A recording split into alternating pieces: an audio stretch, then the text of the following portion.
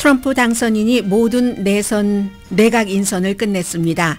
트럼프 인수팀은 통합되고 충성하는 마가 행정부라고 규정했습니다. 그러나 외부에서는 세 개의 파벌, 복수 정부 축소 시장 안정팀으로 봅니다.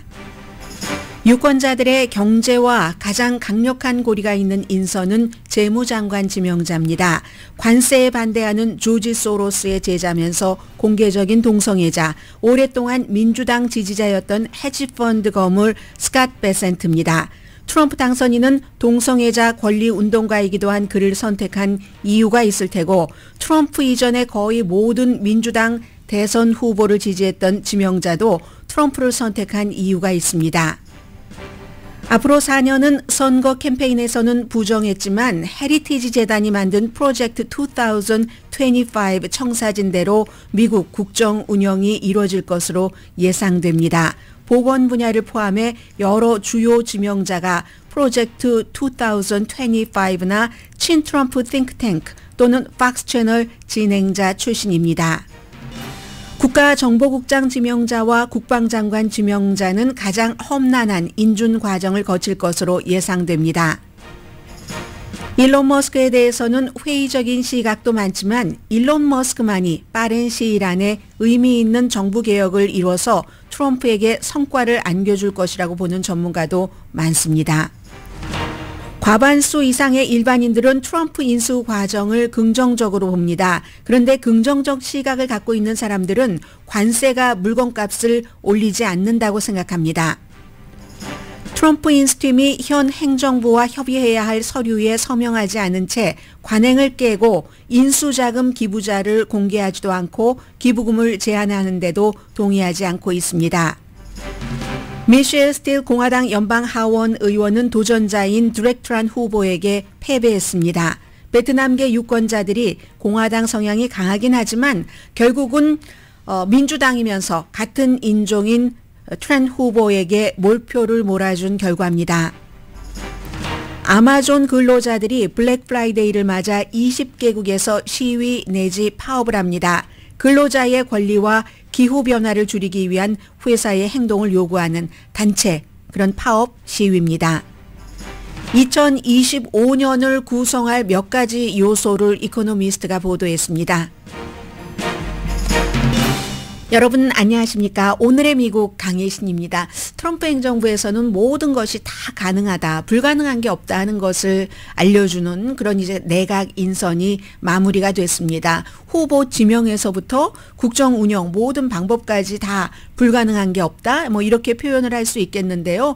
우선 뭐 많은 사람들이 앞서 전해드린 것처럼 정말 통합되고 화합되고 트럼프에게 충성하는 마가 행정부다라고 얘기하는 사람들도 있지만 법무부나 국방부 또 국가정보기관, 교육부 장관 지명자는 전부 이제 트럼프 당선인이 지금도 강조를 하고 있는 점이죠. 본인이 이제 대통령이 들어가고 나면은 복수를 하겠다 하는 그런 것에 포커스를 둔 사람 인선입니다. 그리고 정부를 축소한다는 것도 지금 굉장히 중요한 문제죠. 정부 개혁이기도 하고 그동안 공화당이 수없이 하려고 했지만 못했었던 이 작은 정부를 만든다는 것에 대해서 일론 머스크가 뭐 경험 없는데 뭘 하겠어? 이런 시각도 있지만 일론 머스크이기 때문에 할 수 있다. 비벡 라마스와미는 뒷전입니다. 물론 비벡 라마스와미도 엄청나게 똑똑한 사람이죠. 그래서 그만이 할 수 있다. 이런 게 있고 제일 중요한 것은 오늘 이 부분에 좀 말씀을 드리겠습니다마는 재무부입니다. 많은 여러분들께서 이 트럼프 당선자에게 표를 준 이유 가운데 제일 중요한 것은 경제일 테고 그 경제 안에 세금, 관세 모든 것들이 이자율 등등이 다 들어가는 조절을 할 수 있는 그런 재무장관이기 때문에 중요한 거죠. 그래서 마켓 안정시키면서 트럼프 대통령 당선자가 또 중요하게 생각하는 것은 증권시장입니다. 여기가 안정되기를 원합니다. 왜냐하면 관세를 올리면은 여러 가지 문제로 인해서 주식시장이 내려갈 수 있기 때문에 그래서 재무부는 조금 뒤에 말씀드리고요. 가장 먼저 이제 트럼프 당선인이 선서를 하고 나서 할 일에 대해서는 오늘 그 USA 투데이를 보니까 일면에 이민 가정의 어린이들이 제일 큰 고통을 받는다. 불법 체류자를 대규모 추방시킨다. 이제 여기에 대해서 그런 얘기가 나오는 건데 너무 많은 스토리들이 있지만 한마디로 결국은 그 임기 1기에는 가족 분리하다가 결국은 법원에서 못하게 했고 또 여론이 엉엉 우는 어린아이 사진 나오고 나서 악화돼서 중단하고 말았지만 이번에는 너무 철저하게 준비를 해서 결국은 가족 분리 어린아이와 부모를 떼놓는 형태가 아니라 다른 형태로 예를 들자면 가족 전부를 추방시켜버리는 어린아이가 미국에서 태어나서 시민권자라 할지라도 그리고 지금 열심히 미국에서 태어나도 시민권을 주지 않는다 하는 것을 향해서 또다시 2차적으로 나가고 있는 거죠. 그래서 오늘 USA 투데이는 이민 이 문제에 대해서는 이민자들의 자녀의 그 아이들이 제일 고통을 받는다. 이건요. 추방되지 않았다 할지라도 임기 1기에도 그런 일이 많이 있었습니다. 요즘 그 인터뷰하는 거 보면 그 당시에 이제 트럼프 그 전 대통령 시절이죠. 그때 어린아이들이 문만 쳐다봤다고 하죠. 문을 쳐다보면서 우리 엄마 아빠를 누가 잡아가지 않을까. 그 트라우마가 지금 세월이 지나서 뭐 10년 정도 지났죠. 그래도 여전히 남아있다. 이런 모든 것들이 추방되지 않는다 할지라도 어린아이들에게는 영향을 미친다. 뭐 이런 거 있고 낙하는 오죽하겠습니까. 여기서 태어나고 자라고 공부하고 그리고 그 당시에 일하는 것이 합법적이 아니었기 때문에 일은 하되 돈 조금 받고 뭐 농장에서 과일 따는 그런 그 일꾼들만 계절적인 일꾼들만 미국 사람들이 하기 싫어하는 것을 하는 사람들이 아닙니다. 낙하 그 젊은이들도 마찬가지였었죠. 그런데 지금 어떻게 될지 모르는 그 여러 가지 문제가 있고 그리고 또 첫날 하겠다 하는 것이 주말에 발표한 것이 군에서의 성전환자를 그날로 이제 쫓아내겠다. 이건 이제 굉장히 높은 지위에 있는 사람들도 쫓겨날 수 있다는 뜻이고 15,000명 정도가 해당된다고 하니까 요즘 모병 여러 가지 이벤트를 해도 사람들 잘 모이지 않는데 이게 과연 어떻게 될까 뭐 이를 걱정하는 사람들도 있고요. 그러나 지금까지는 이런 모든 것들은 아닙니다. 어떠한 아니고요. 이 이민 대규모 추방에 대해서는 그걸 열심히 응원을 했었던 텍사스가 지금 제일 먼저 어떤 유탄 같은 것을 맞게 됐습니다. 텍사스의 건축업이 완전히 지금 이제 흔들리고 있다. 불법 체류자들이 많이 그 분야에서 일을 했기 때문에 불법 체류자들이 전반적으로는 미국 경제에서 5% 미만입니다. 그 활동하는 노동 인구에. 그러나 뭐 건축이라든가 많은 분야에선 너무나 몰려있기 때문에 이제 이런 일들이 일어나는 거고요. 그리고 이제 주말이기 때문에 많은 분들이 뉴스도 안 들으셨을 테고 뭐 일일이 말씀드려도 생소한 이름이실 테고 그러나 그 분위기는 조금 말씀드리자면은 농무부 장관의 브룩 롤린스라는 시골 지역의 보조금을 다 관리하는 게 농무부 장관이잖아요. 첫 임기 때는 트럼프 대통령 국내 정책 자문이었습니다. 그리고 2021년도 이제 트럼프 그 대통령이 떨어지고 나서 트럼프를 밑에서 일했던 사람들이 모여서 만든 그 트럼프 띵크탱크가 있습니다. 그게 아메리카 포레스트 팔러시 인스티튜트인데 거기에 CEO입니다. 농림부 장관으로 됐고요. 이 사람은 농촌에서 자랐고 실제로 그 농업에 관한 공부도 했습니다. 텍사스 A&M 대학교에서. 그리고 주택개발부 장관에는 스캇 터너라고 역시 아메리카 포레스트 팔러시 인스티튜트에서 같이 일했던 사람입니다. NFL 선수였고 트럼프 1기에도 백악관에서 무슨 기회 무슨 위원회라고 해서 일을 했습니다. 백악관 예산국장 국장에는 러셀 보우트 굉장히 중요한 인물이죠. 2025 프로젝트 2025의 중요한 인물입니다. 헤리티지 재단에서 트럼프 임기 2기를 만들었는데 가장 요점은 대통령의 권한을 강화하고 대통령이 사람들을 다 해고할 수 있는 권한이 있고 연준 뭐 교육부를 포함해서 많은 부서를 해체시킬 권한이 있어야 된다 하는 것을 만든 그 헤리티지 재단의 프로젝트 2025 사람입니다. 그리고 이제 노동부 장관의 이것도 조금 예외이기는 합니다만은 친노조 공화당이지만 온건파인 이번에 선거에서 떨어진 오레곤주의 하원 의원을 선택을 했고요.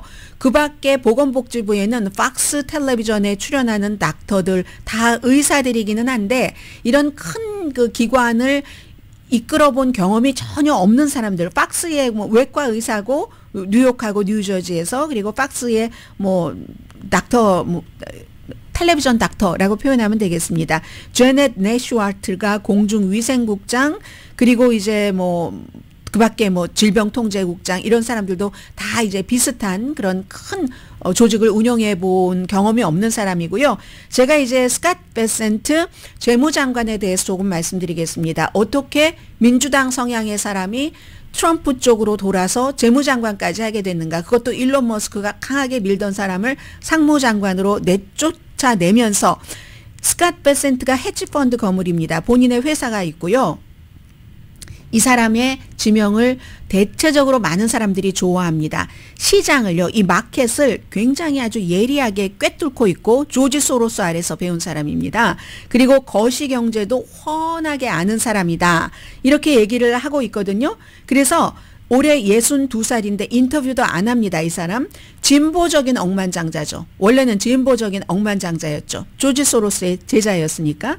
소로스 펀드 매니지먼트에서 일을 했기 때문에 저 사람이 지금 트럼프를 위해서 일한다면서 관세에 대해서 말을 하는데 관세에 대해서 아마 안 믿을 거야 라고 의심을 하는 트럼프 측근들도 많이 있습니다. 관세 지지는 합니다. 그러나 다른 재무장관이 되려고 했었던 사람보다는 훨씬 좀 온건한 편이죠. 그리고 이건 동성애자도 이만저만한 동성애자가 아니라 동성애자 권리를 너무 강하게 주장을 하고 동성애자들이 결혼할 권한이 있다는 것에 거의 액티비스트입니다. 본인도 동성결혼을 했고 두 아이를 대리모를 통해서 낳아서 지금 사우스캐롤라이나 그 집 내놨다고 하더군요. 그 사우스캐롤라이나 핑크하우스라고 핑크색으로 칠을 했어요. 3층 집인 것 같은데요. 그래서 그 아이들을 한 아이는 10대인 것 같은데 이렇게 둘 다 외국에서 공부를 합니다.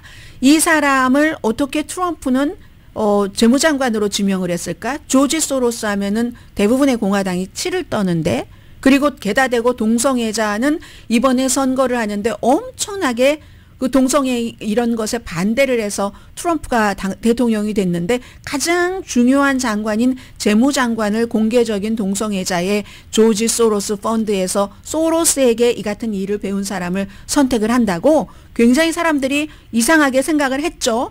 그런데 이 사람은요, 물론 트럼프도 나의 정책을 올바르게 이행을 할 거야라는 확신이 있었으니까 그를 재무장관으로 지명을 했겠죠.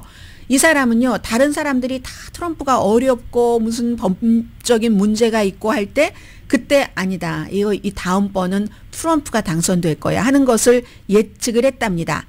이 트럼프의 그 운이 차오르기 전부터 저 사람의 운이 차올라서 대통령이 될 것이야 하는 것을 예측을 했다는 얘기죠. 그러니까 이 하워드 버트닉이라는 일론 머스크가 밀었던 지금 트럼프의 인수위원회의 공동위원장을 하는 이 사람을 밀쳐내고 상무장관으로 지명자로 밀쳐내고 본인이 원하는 이 자리를 꿰찬 거죠. 여기에는 어떻게 보면 일론 머스크 말을 다 안 듣는 겁니다. 트럼프 당선인이. 스티브 배넌, 1월 6일 의사당 폭동 사건에 대해서 의회에 증언하지 않아서 4개월 동안 감옥살이를 하고 나온 사람이죠. 스티브 배넌이 바로 이 베센트를 굉장히 강하게 밀었다. 이제 이런 지금 뭐 취재 결과에 따르면 그렇고요. 그리고 이 사람이요, 예전에 엘고어가 그 이후에도 민주당을 많이 지지했지만 엘고어가 너무 열심히 선거운동을 하다가 선거운동 하루 안 할 때가 바로 이 사람의 그때는 뉴욕이었어요. 뉴욕 집에서 바로 이 베센트라는 지금 트럼프의 재무장관 지명자가 만든 선거기금 모금에 나가기 위해서 그 정도였습니다. 이후에 힐러리 클린턴이요. 뭐 그 전에 버락 오바마요. 그리고 또 그 이후에 존 캐리요. 이런 사람들에게 다 강하게 엄청나게 돈을 기부했었던 사람입니다. 그런데 지금 세금을 삭감하고 세금 삭감하는 거 이 사람이 아주 좋아하는 이슈입니다. 관세도 높이고 그리고는 미국 경제를 지금 재편하려는 거잖아요. 트럼프 당선인이 그걸 돕는다는 겁니다. 62세고요. 본인이 인터뷰를 하지 않으니까 많은 매체가 주변 사람들을 인터뷰할 수밖에 없죠. 데이터에 엄청 관심이 많은 사람이고 호기심, 지적 호기심이 엄청나답니다. 그리고 또 중요한 것은 이데올로기, 정치적인 스펙트럼을 뛰어넘는 그렇게 해서 많은 사람들과 일을 할 수 있는 이거 능력이잖아요. 대단한, 화내지 않고 그런 능력이 있는 사람인데 사우스캐롤라이나주의 어촌에서 자랐습니다. 아버지가 돈을 벌어도 보고 돈을 잃어도 본 부동산 개발업자였고요.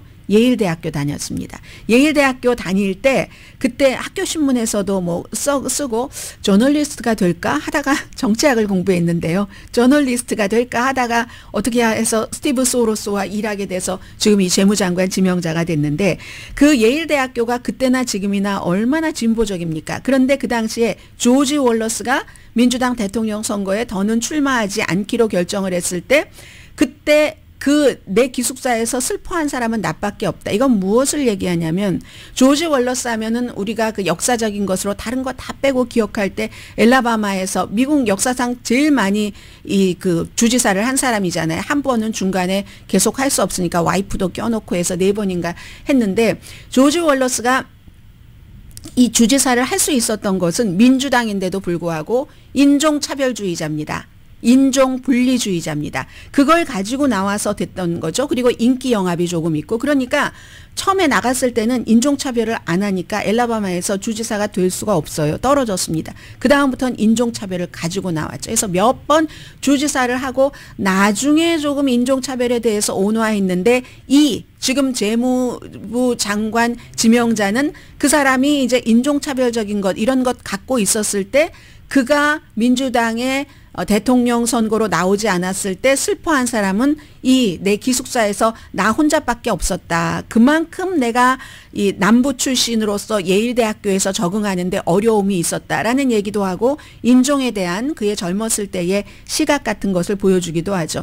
이 엘라바마 주지사가요. 조지 월러스가 너무 유명하잖아요. 1963년도에 처음에 그거 뭐죠? 취임식 할 때 그 연설 자체가 지금도 인종차별, 내일도 인종차별, 영원히 인종차별을 지지한다 이렇게 선언을 했었던 사람입니다. 인기 영합주의자니까 나중에 조금 완화하긴 했지만 아무튼 재무장관은 그런 그 성향의 남부의 그 베이스를 가지고 자랐고 정치학을 했는데 어떻게 조지 소로스의 투자 펀드에서 일하게 됐는가. 원래 짐 로저스 있죠? 뭐 지금도 텔레비전에서 뭐 많이 볼 수 있는 그런 그 짐 로저스의 인턴을 하다가 그 소로스 펀드 매니저의 파트너로 90년대 일하고 뭐 영국으로 가서 영국 그 뭐 파운드 공매도 해서 돈을 회사에 10억 달러를 벌어주고 나중에 또 잠깐 본인의 회사를 차린다고 나갔다가 또 2011년도에 소로스 펀드로 들어와서 엄청난 그 책임자로 일했고 2015년도에 지금의 이 본인의 헤지펀드 회사를 설립할 때는 45억 달러가 자금인데 그 가운데서 20억 달러를 조지 소로스가 투자를 했었습니다. 그리고 그때부터 이제 2011년 소로스 펀드의 최고 투자 책임자요. CIO, 큰 돈을 다루는 이런 그 직책을 맡으면서 그전에도 큰 돈 다뤘지만요. 그러면서 공화당으로 기부를 하기 시작합니다. 거의 이제 공화당 기부자가 돼서 2016년쯤이 되면은 트럼프의 이런 그 취임식 여기에 100만 달러를 기부를 하죠. 트럼프 가족을 알고 트럼프 뭐 브라더 그 로버트와 친구고 법정 문제가 나왔을 때 트럼프가 법정 문제가 나왔을 때 월스트리트에서 전부 트럼프를 기피했는데 이때 이 사람은 반대로 봤답니다. 트럼프라는 사람은 나쁜 뉴스가 나올 때 주가가 올라가는 거, 나쁜 뉴스에 올라가는 주식과 같은 사람이다. 이렇게 딱 데이터와 지적인 호기심으로 본인의 계산으로 정확하게 계산을 했다는 거죠. 그리고 이 재무장관 지명자는요, 굉장히 그 국가 빚에 신경을 많이 쓰는 사람이고 국제 무역 체계에 변화가 있어야지 된다라고 생각을 합니다. 그러니까 이제 관세도 어느 정도는 지지를 하는 건데 그래서 트럼프가 이길 것 같아라고 본인이 직감적으로 계산을 하고 나서는 트럼프에게 접근을 해서 뭐 가족들끼리 친구고 하니까요.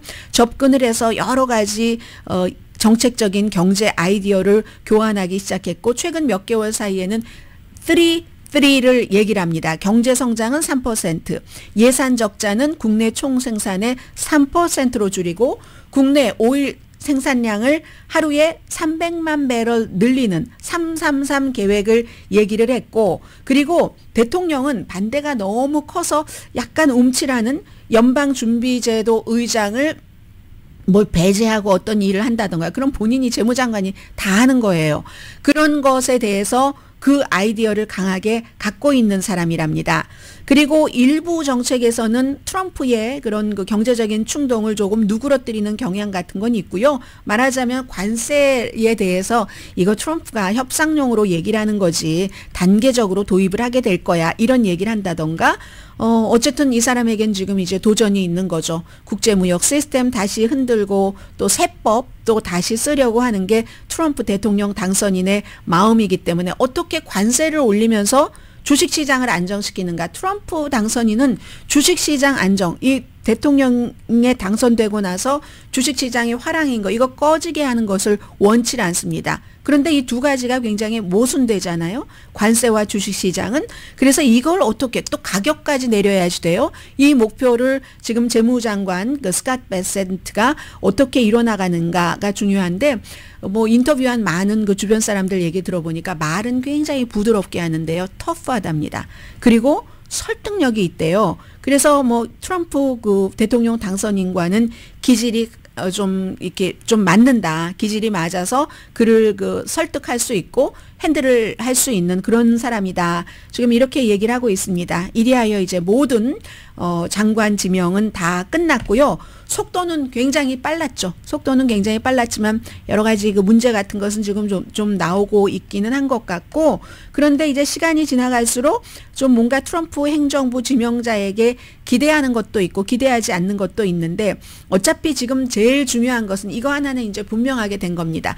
오늘 보니까 파키스탄에서 발행되는 익스프레스 트리뷴이라는 신문에서 에빠스 무스비라는 파키스탄 경제개발연구소 소속의 연구원입니다. 비교적 젊은 사람이에요. 이 사람이 그냥 정리를 하더군요. 많은 사람들이 생각하고 있는 건데 결국은 트럼프 대통령 당선은 경제적인 불안감이 모든 것을 다 돈, 뭐 이런 거, 리치, 예전에는 rich and famous였는데 그것도 빼고 rich, wealth 이렇게 그런 그 돈과 연결되는 물질적인 것으로 다 결정을 하게 됐다.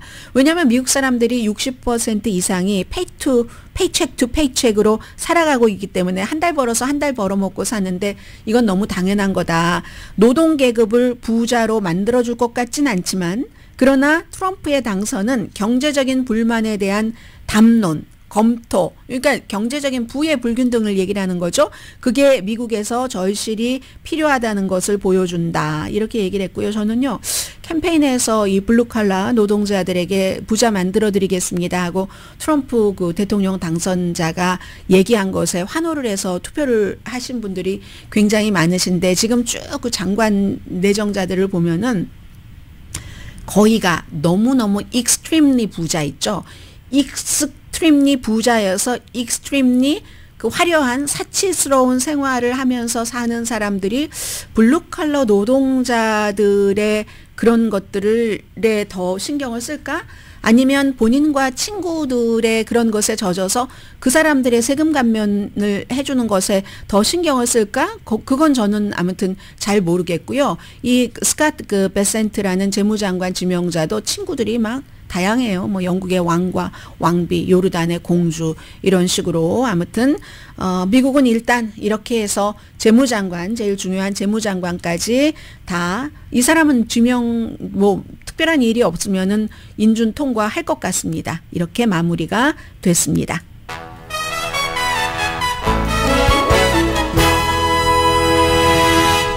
오늘의 미국은 전문가가 추천하는 이민법, 가정법 전문 제인정 종합법률사무소, 총 20억 달러 승소, 교통사고와 상해 전문 브라이언 타필라와 CG 변호사 그룹, 지비용자 홈에퀴리 라인 오브 크레딧, 급한 하드머니도 정말 쉽게 잘하는 융자나라, 유한 건강생활 전 제품과 화장품을 추수감사절 맞이 1+1 세일하는 셀리온, 세계 최초 AD와 인공지능의 마사지 체어 디오스를 사이프레스 카후나 본사에서 체험하세요. 카후나 마사지 체어 공동 후원입니다.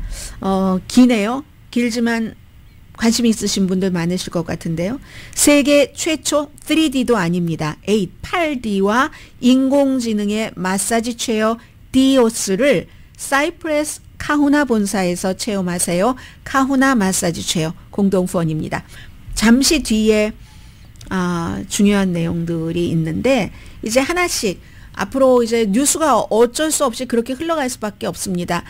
미국의 정보국장이 의외로 인준이 굉장히 험난할 것 같거든요. 근데 거기에다 스토리들이 들어있기 때문에 여러분들께서 운전하시면서 재밌게 들으실 수도 있을 것 같고요. 아무튼 잠시 뒤에 뵙겠습니다. 라디오 서울 방송 오늘의 미국 듣고 계십니다. 네, 지금 219, 이제 220이네요.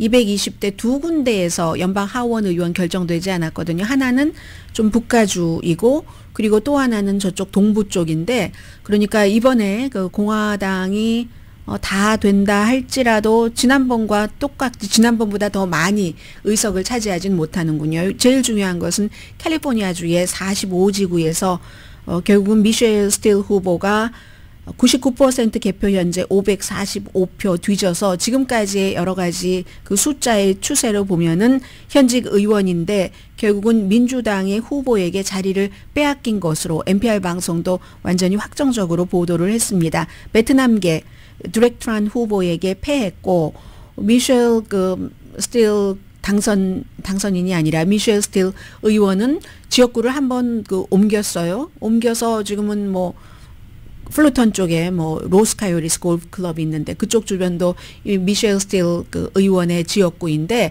워낙에 그쪽에 웨스트민스터 베트남계가 많이 살고 있는데 베트남계는 쿠바계와 마찬가지로 굉장히 공화당을 좋아합니다.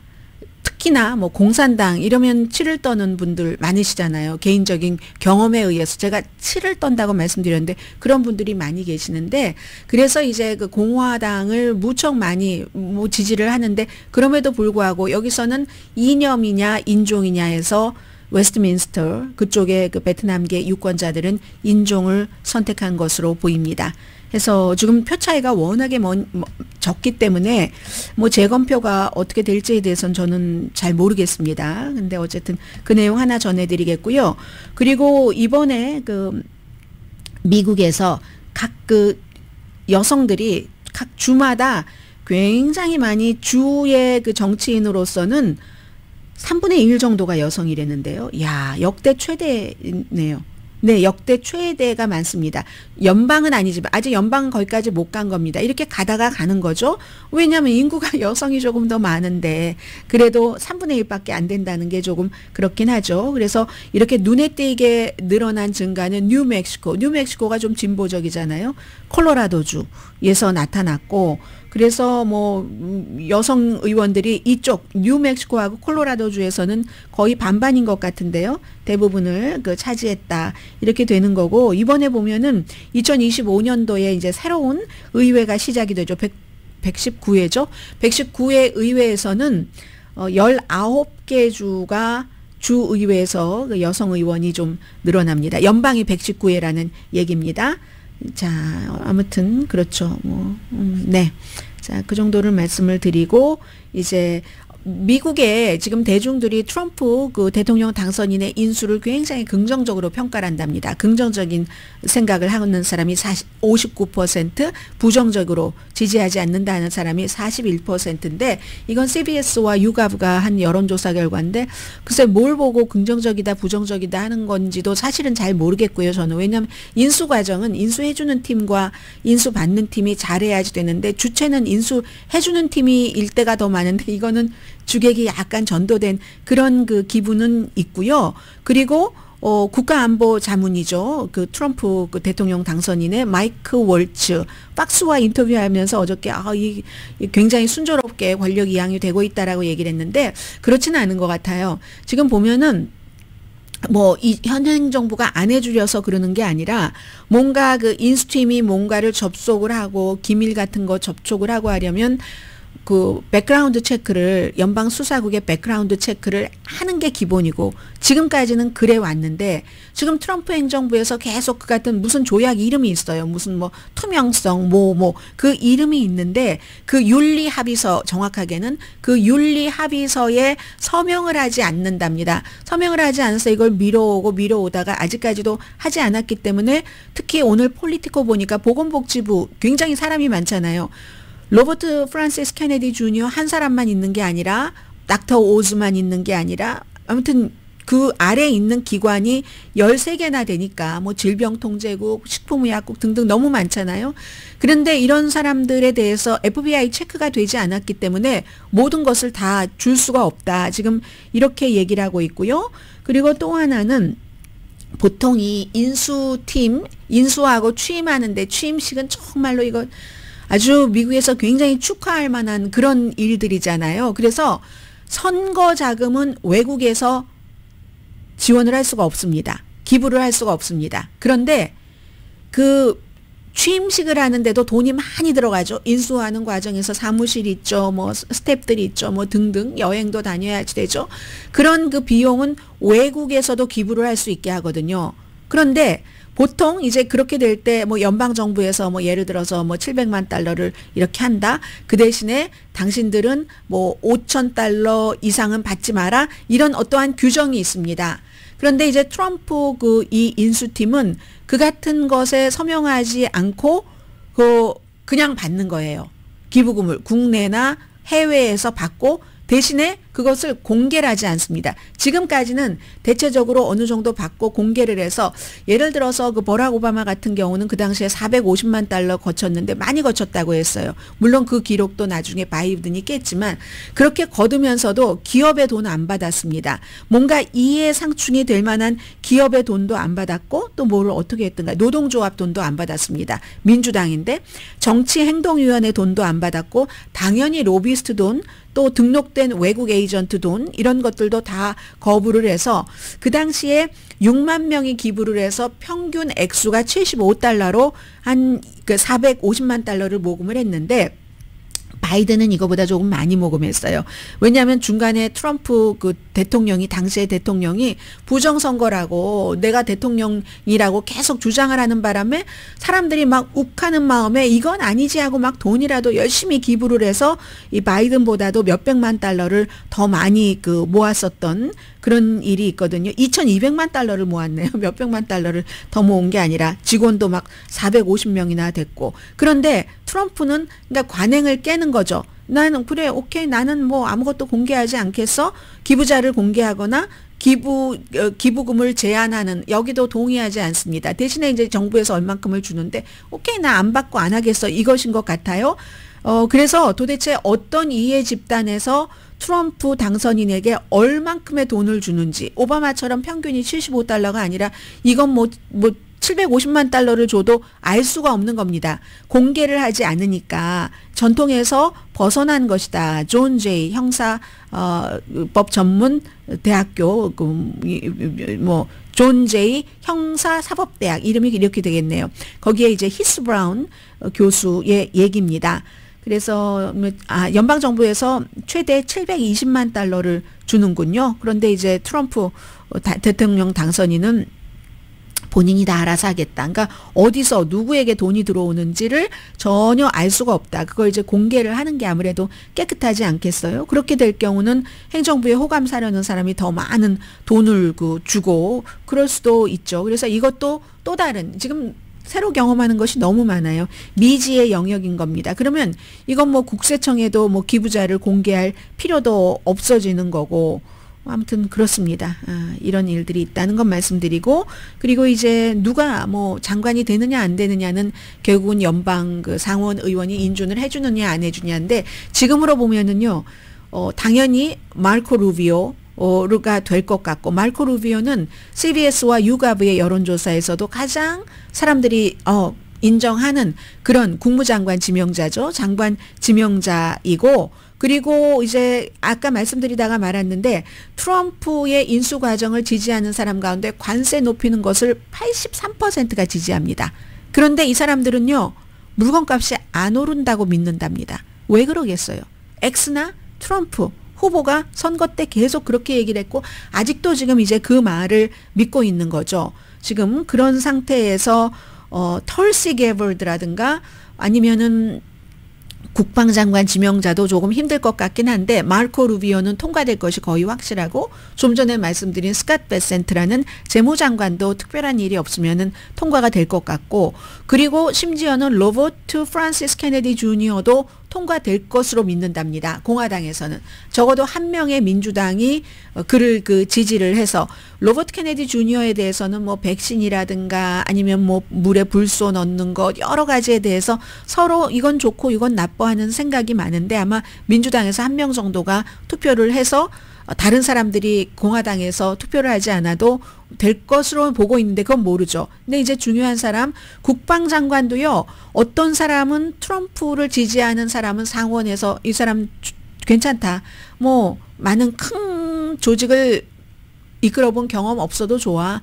뭐 성폭행 그 문제 그것도 좋아. 그 사람 국방장관 돼서 뭐 DEI, 다양성, 형평성 그리고 포용성 같은 거 다 없애야지 돼. 그게 이제 또 트럼프 그 대통령 당선인의 목표라고 하니까 뭐 성전환자부터 다 첫날 내쫓는다고 얘기를 하잖아요. 그리고는 또 굉장히 까다로운 사람이 국가정보국장인데 이 부분은요. 다른 나라에서도 지금 다 걱정을 하는 겁니다.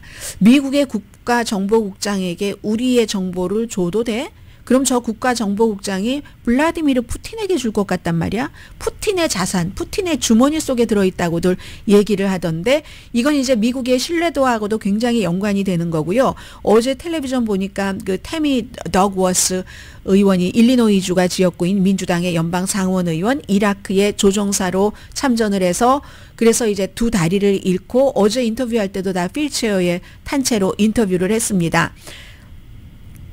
전쟁 범죄 혐의를 받는 시리아래요. 영어 말하다 한국말 말. 시리아의 바사르 알 아사드가 적이 아니라고 말하는 이런 사람. 내전에서 자국민에게 무기를 쓴 사람을 지지를 하는 사람 이건 안 된다.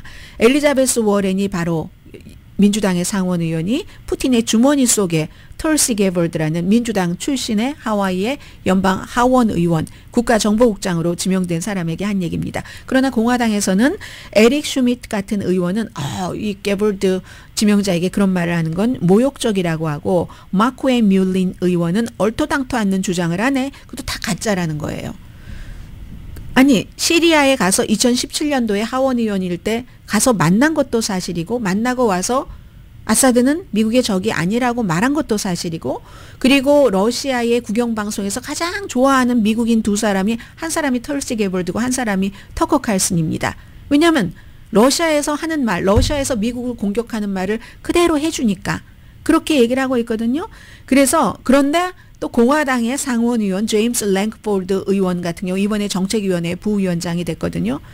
우크라이나 전쟁에 대해서도 아주 극심한 러시아 편이었다. 이 사람 러시아 자산이다. 이렇게 얘기하기 때문에 트럼프 대통령 당선인이 지명한 사람을 트럼프 지지자들은 거의 90% 정도가 지지를 합니다. 그냥 전통적인 언론이 무엇이라고 얘기하던 엑소와 트럼프의 말과 일론 머스크의 말을 믿습니다. 그래서 그렇게 얘기를 하는데 상원의원들은 알잖아요. 상원의원 3명까지는 괜찮아요. 이탈해도. 그럼 50대 50으로 민주공화가 J.D. 벤스 당시에 이제 부통령이 한 표를 캐스팅 보터로서의 역할을 하면은 과반수 51표만 받으면 되니까 그런데 4표를 잃으면은 이제 안 되는 거죠. 그래서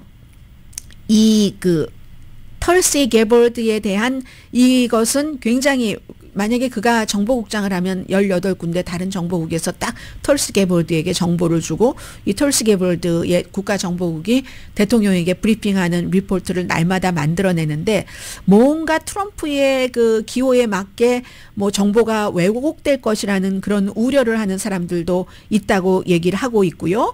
그리고 이 사람은 중국, 러시아, 이란에 대해서 굉장히 온건한 입장을 취하고 있거든요. 그러니까 그 점은 이란에 대해서 온건한 건 약간 트럼프와 다르기도 하고 중국에 대해서 온건한 것은 외무장관격인 그 국무장관이요. 과 좀 다르고 그 마르코 루비오와 조금 다르고 그래서 그 내부에서도 조금 불화가 있을 수 있는 것들도 있고 어쨌든 지금 정보국에서는 내가 이 털시 게벌드 아래서 일을 할 수가 있어. 그리고 아주 심각한 이를테면 숙청이라는 말이 가능할 정도로 그런 숙청 같은 것도 있다고 하는데 이렇게 이제 벌써 이제 보따리 싸고 있는 사람들도 있다고 하고요. 더군다나 트럼프 당선인과 외국 정보 외국 외국 정보, 외국 감시 정보법, 피사라는 것 있잖아요. 그런 것에 반대를 합니다. 그러면 이제 이게 이제 막 외국에 대해서 뭔가 일을 하고 이런 사람에 대해서 뭐 영장을 이렇게 발부를 해서 조사하고 하는 이런 것에 대해서 이제 다 반대를 하고 있기 때문에 어쨌든 좀 느슨해질 거다. 그리고 트럼프 당선인도 첫 임기 동안 그 러시아 관리들에게 그때 굉장히 적국과 마찬가지였는데 그냥 아무도 무슨 배석하는 사람이 없이 집무실에서 뭔가를 보여주고 얘기를 하고 또 말하려고 해서 뭐 중국계 이상한 사람들 막 드나들고 했었잖아요. 게다 대고 이제 대통령 떠날 때 뭐 기밀 서류도 가지고 나갔고 이런 것들 때문에 뭐 러시아에 대한 성향이 그 게볼드 지명자에 대해서 가장 충격적이긴 하지만 이 두 가지가 합치면은 미국 아마 다른 나라 미국과 여러 가지 정보 공유 조약을 맺은 나라에서는 뭔가를 파괴할 수도 있다. 이 게볼드가 들어오기 전에 그런 얘기도 지금 들리고 있습니다. 너무나 그 위험하다고 보는 사람이 많아요. 트럼프 지지자들은 그렇지 않지만 해서 선출된 공무원들조차도 굉장히 두려워한다. 뭐 이런 얘기들을 하고 있습니다. 잠시 뒤에 뵙겠습니다. 라디오 서울 방송 오늘의 미국 듣고 계십니다. 이제 목요일이 추수감사절인데요. 아마존의 근로자들이 블랙 프라이데이를 맞아서 20개국에서 파업한답니다. 당연히 미국이 포함됐고요. 이렇게 파업하고 시위할 때는 파업하는 곳도 있고 아예 시위하는 것도 있고 아예 파업을 하는 것도 있는데 당연히 근로자의 권리 그리고 기후변화를 줄이기 위한 아마존의 대책이 무엇이냐 하는 것을 얘기를 한답니다. 그래서 미국, 독일, 영국, 터키, 캐나다, 인도, 일본, 브라질 등의 아주 대도시에서 하는데요. 이 이름 자체가 Make Amazon Pay 캠페인이랍니다. 페이는 직원들에 대한 페이도 되고 기후변화에 대한 어떤 페이도 되겠죠. 뭐 공정한 근로자들에게 임금을 지불해라. 그리고 노조에 가입할 권리도 존중해라. 라는 얘기를 하고요. 또 세금도 공정하게 내라. 환경적으로 뭔가 이게 아마존은 뭐 늘 여러분들도 마찬가지고 저도 마찬가지지만 포장이 너무 많고 이런 거 어떻게 할 것인가 뭔가 좀 노력을 해라라는 것을 촉구를 한답니다. 그래서 이렇게 20개국에서 동시에 뭐 파업을 블랙 프라이데이를 맞아서 파업을 하고 할 때는 누군가 조직이 있겠죠. 그 스위스에 본사가 있는 UNI 글로벌 유니언이랍니다. 그리고 이제 뭐 활동가 포털 그룹이 하고 뭐 프로그레시브 뭐 인터내셔널 이런 곳이 이끈다고 하는데 노동조합이 뭐 80개 이상이 들어가 있고 뭐 등등 많은 단체들이 함께 하는 겁니다. 아마존에 이분들이 얘기하기를 아마존이 너무너무 끊임없이 이익 추구만 한다. 이익 추구만 하다 보니까 그런 것들이 노동자들과 같이 나누는 것도 아니고 환경은 완전히 망가뜨리면서 이게 결국은 민주주의에 비용을 낸다. 요즘은요 파업하는 것도 예전처럼 나에게 이것만 주세요 이렇게 안 합니다. 굉장히 막 거시적이고 거창하기도 하고 뭐 미닝풀하기도 하고 이런 것들까지 다 가지고 있거든요. 아마존이 경제에 많은 걸 망가뜨렸다. 특히 영국에서 영국 경제를 아마존이 다 망가뜨렸다. 이렇게 얘기를 합니다. 일자리도 무척 불안정하고 임금도 정말 초라하기 짝이 없고 안전하지 않은 그런 근무 조건 많이 요즘 개선됐다고 하지만 안전하지 않은 그런 근무 조건 이런 걸 얘기를 하고요. 여기에 대해서 이제 아마존의 대변인은 우리는 항상 여러분들의 의견을 잘 듣겠습니다. 그리고 뭐 개선 방안을 당연히 모색을 해야죠.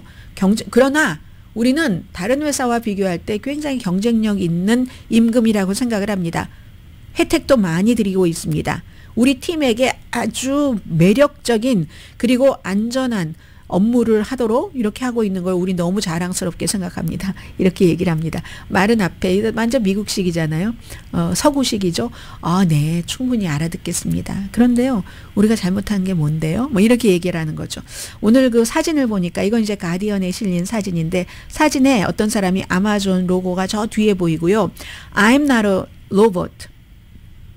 난 로봇가 아니다 하는 피켓을 들고 있습니다.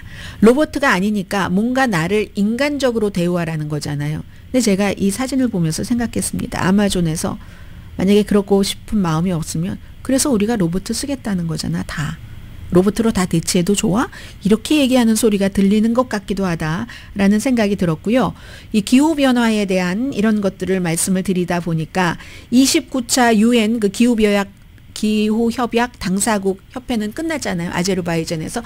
끝나고 이제 마지막에 플라스틱에 관한 그 정상회담을 부산에서 해서 이번 주 토요일에 끝나는데 오늘 미국의 많은 매체가 다 이걸 5차 글로벌 플라스틱 정상회의를 얘기를 합니다.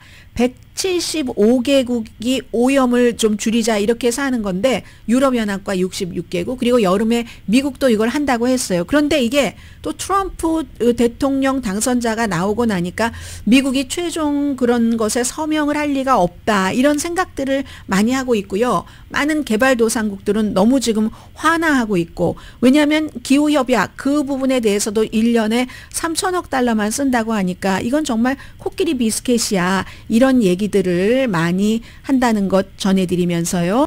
10시에 브라보 마이 라이프 방송됩니다. 네, 한 몇 개월 전에 여러분들께 말씀을 드렸던 것 같은데 그 같은 내용들이 지금 그 사실로 다가오고 있습니다. 지금 미국의 국무부 부장관이 오늘 그 얘기를 하고 있는데 중국이 러시아와 북한의 관계에 대해서 점점 불안해한다. 중국은 러시아, 북한, 중국 또 이란 합쳐서 이렇게 미국의 대척점을 세우고는 있지만 러시아가 북한에 엄청난 핵기술을 줘서 그 아시아 주변이 위험해지고 이런 것을 원치 않습니다. 이제 많은 것들이 바뀌고 있어요. 강혜신이었습니다.